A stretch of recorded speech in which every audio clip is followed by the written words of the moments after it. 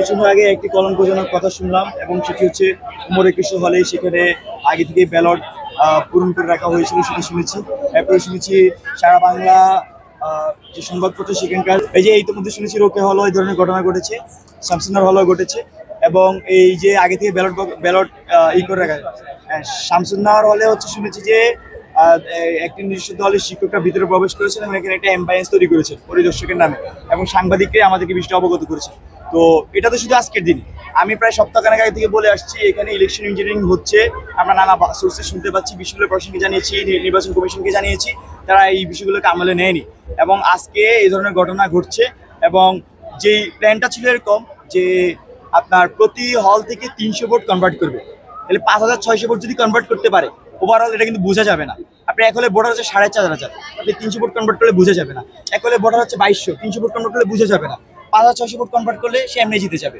তো এখানে যাদের জিতার কোনো সুযোগ নাই, যারা হুট করে এসে মিডিয়ার ফেস হয়েছে, মানে একদমই রিসেন্টলি নির্বাচনকে কেন্দ্র করে মিডিয়ার ফেস হয়েছে, শিক্ষার্থীর সাথে কোনো জনসম্পৃক্ততা নাই, তারা এটার সাথে সরাসরি আমি মনে করি যে জড়িত। কারণ নির্বাচন কমিশনে তাদের নাম বলছে না।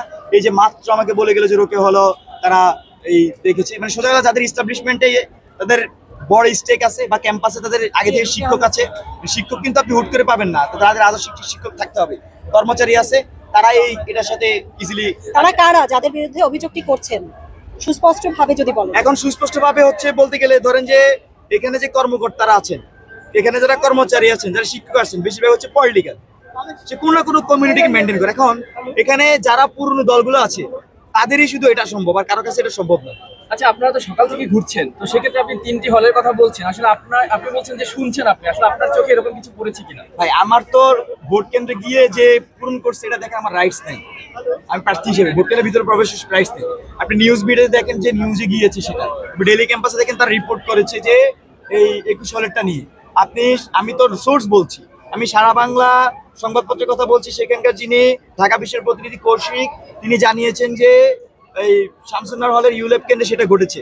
আমি দুইটা সোর্স বলেছি আপনাকে, রোকেয়া হল একটা মৌখিক সোর্স এসেছে, আপনি এই যে আরেকজন সংবাদ করছে আপনি হয়তো সেটা সোর্সও পেয়ে যাবেন, সেখানে আগে থেকে নাকি ব্যালট টিক দিয়ে মানে পূরণ করে রেখেছে।